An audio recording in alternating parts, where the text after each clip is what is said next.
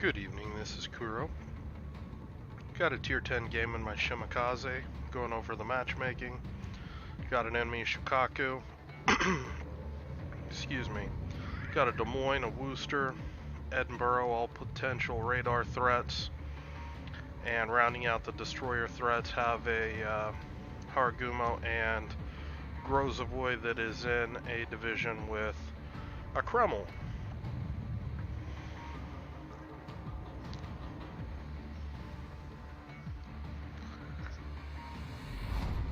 So, going over the build, this is legendary Shima, as you'll notice right here. No WD-40 needed. This is really something that, if you stick with it enough, you can get used to the slow traverse speeds. And I pulled this video because it actually gets really dynamic for a legendary Shima game where I've got, radars and getting rushed by a Haragumo and stuff like that. And this is basically just going to try to explain things. One thing that you probably missed right there, the replay doesn't show it very good, is I locked my torpedo tubes onto this bearing, basically the front arc of my torpedo arc, and you can see my torp tubes are not turning. They're still just on this bearing, and that's because I'm predicting that I'm going to be launching in this quadrant when I get up here. So I see the enemy attack aircraft. He basically half-assed scouted C, and now he's headed the other way, and that's telling me that I've got a window of opportunity to push up here. My CV parks a fighter over this area, so that'll help me out if the CV tries to come back.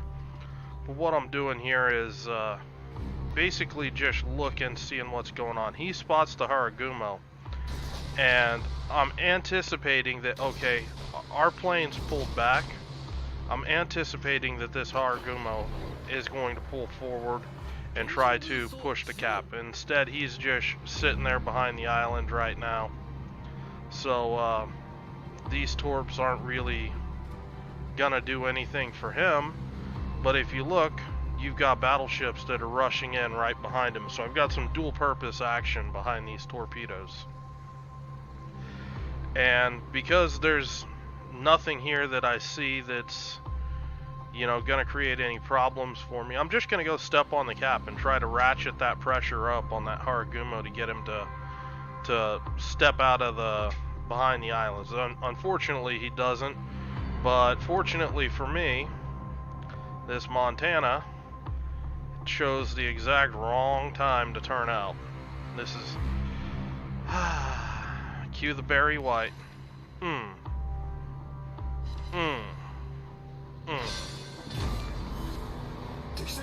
Yummy.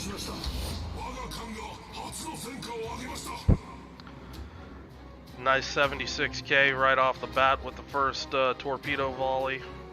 Here comes the Haragumo. And I'm looking, this enemy attack plane starting to come in. I'm going to go ahead and smoke up. I want to make sure that I get the cap. And more importantly, I actually do get spotted right here. Haragumo's taking some shots, and he's not really gonna have a chance at hitting me at that with just that quick kind of sight picture. I'm launching some dual purpose torps on the Montana, maybe catch the Haragumo. Haragumo briefly gets spotted, and just gonna stay dark and just start kiting out. Gonna throw, actually I forgot, I started shooting at the Montana.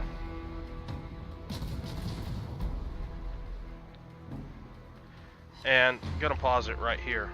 My plan is that if this Haragumo doesn't eat a torp, I'm going to kite back this way and keep my smoke in between him and myself. if he does eat a torp, I'm gonna kite this way and try to keep this island in between me and the Montana and the Amagi and pick a fight with the Haragumo. He eats a torp. I got a bunch of support behind me, and that's part of the reason why I'm picking this fight.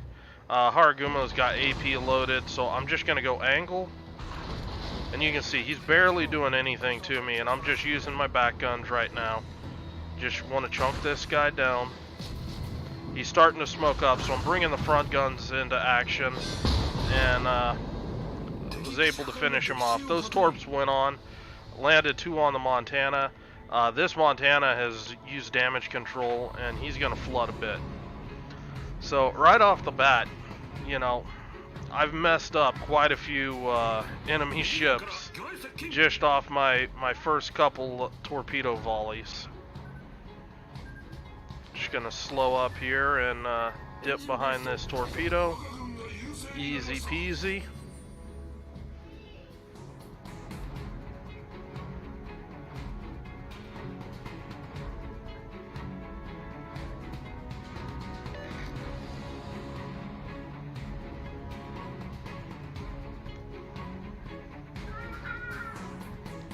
Now, I'm concerned about this Des Moines pushing up. He's obviously spotted. He's getting shot at by a Wooster right now. So, telling this guy to get back. I mean, better spot for him would be back over here. He could use this island for cover and shoot back in here. He could shoot at the Amagi. But what I want to do is, I mean, you look at all the unspotted stuff back here. The enemy CV's been focused on the western side of the map. So I'm going to take a calculated risk, and I'm going to drive right through CCAP. And my objective is to provide my team vision on everything back here. And basically start to nullify the concealment that some of these islands provide for, like this Wooster and these guys back in here. No more shooting at my team from concealment, because screw you guys.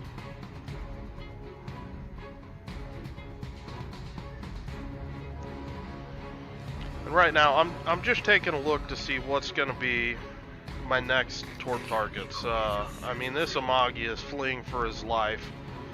He's got a Zao on his ass, and I'm content. If this guy wants to kite out and run alone, have at it. You're just costing you're being useless for your team anyway. So right here, I'm just pretty much rolling right out. Spot the Wooster. I get radar detected.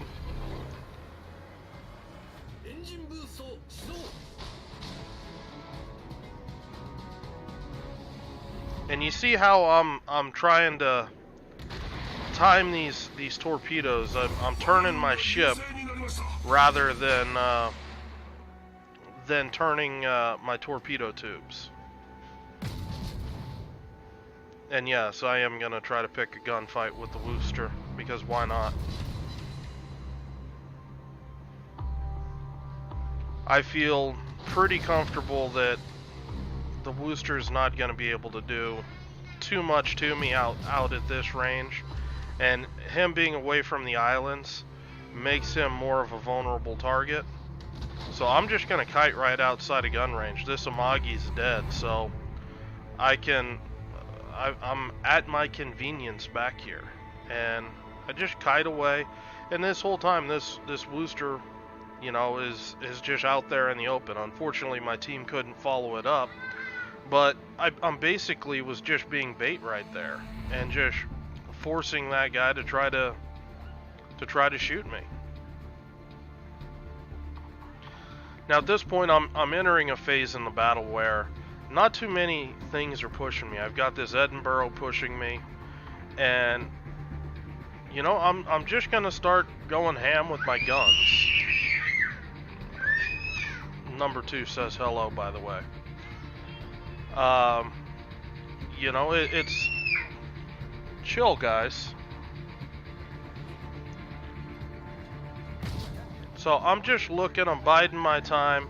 The natural angle of my guns leaves me angled at the Edinburgh, so his AP is pretty much gonna bounce, even if he does hit me. So I'm just slowing down here, looking to juke. Now the Wooster's coming up. That's not fun. So I'm just gonna go ahead and smoke up, and I'm gonna use this time in this smoke to just kite out. I know that radar's coming. Now this Edinburgh can't even shoot at me right now. That's why his shots are so wild. And that right there is the effect of the radar delay. When I was radared and I was turned out about this angle, he can't shoot me. You know, this guy, his shots are just now starting to come in. This guy, he can just now see me. You can see he's starting to reorient his ship to shoot me. I'm already at a safe angle. This angle, it's incredibly hard to actually punish me for you know, an Edinburgh and even the Wooster at this range. You know, you're gonna see, you know, 8 kilometers. He's pretty much missing most of his shots, and it's just something that you need to get comfortable with. You know, just dodging shots. And actually, I'm just gonna. Wooster got smacked. I'm just gonna go ahead and start shooting. I mean, I'm that comfortable with this situation. That, you know, I'm good with this. And this is something that people, I don't think people have really caught up to just how strong the Japanese torp boat guns are these days. To the extent that I'm contemplating running gun builds on them. You know, you get almost Russian-like gun performance out of them, running reload basic firing training in a destroyer that, for example, Shimakaze, 5.6 kilometer concealment. You troll around all day at 40 knots. You know, 11.4 kilometer range. Good fire chance. You know, it's very tempting for me to run a gun spec, and actually I do have a gun spec on my Yagumo right now, testing this out, where I'm dropping RPF and taking expert marksman, and it feels very kind of like a Kiev.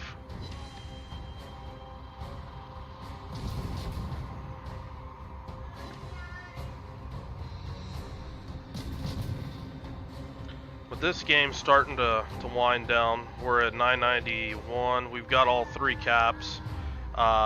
Unfortunately, my team didn't really listen. I was just happy to farm these guys out, but they capped everything.